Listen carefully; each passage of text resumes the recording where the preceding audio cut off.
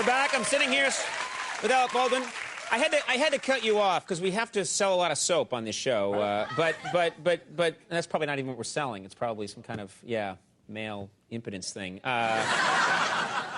which I'm looking into. I interrupted you. I had asked you, what do you really... Is there something, a project you've aspired to that you haven't gotten to do yet? And I'm curious. Well, people joke, you know, they say to you all the time, if you play like these tough characters and you play bad guys in movies, and every time I do movies, a lot of the times you play the guy that's like comes into the room and has to straighten everybody out. You know what I mean? Yeah. That's the way I always like to look at it. You know, you've got a tire iron or a baseball bat or a subpoena or something, and you got to straighten everybody out in the movie, and that's exhausting. You don't want to do that. And people say, if you could do anything you want to do, I'd say, I'd like to be Michael Landon and do Little House on the Prairie. You'd like to be, yeah. I'd like to, every day, I'd like to do a show. I mean, Melissa Gilbert's a friend of mine. And I'd say, what was it like? And she said, it was the most beautiful experience of my life.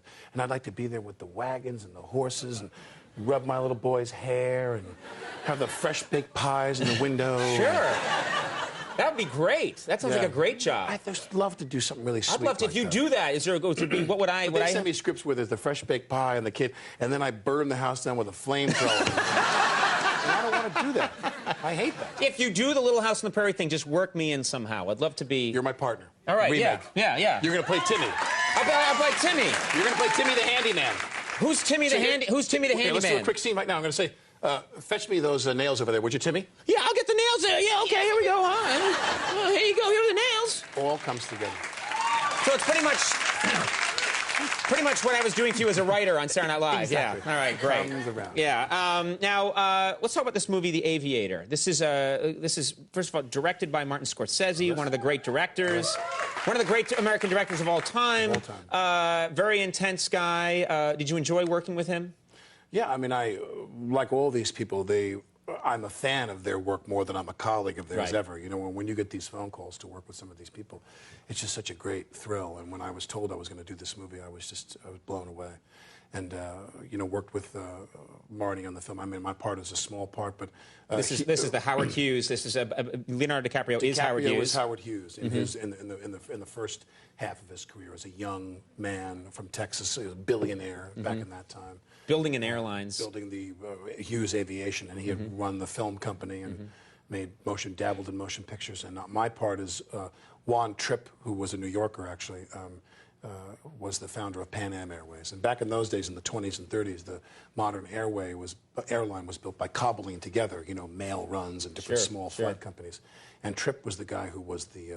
I mean, he was the man. He was it. And he wanted a monopoly. He didn't like the closing in on one. Didn't like the idea of competition. The person that essentially killed Trippe's dream of a monopoly was Hughes. I think that pretty much explains everything we need for this clip from The Aviator. Let's take a look.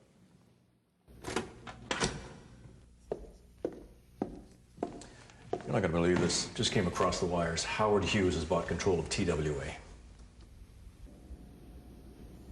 I thought Mr. Hughes was flying around the world. Apparently he did it while he was flying over the radio.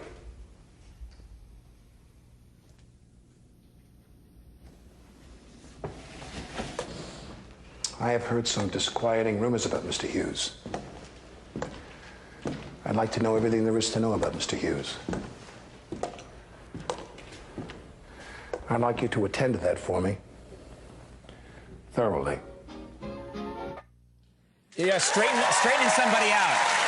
It's great though, and the sets are gorgeous. That Art Deco office. The sets were great.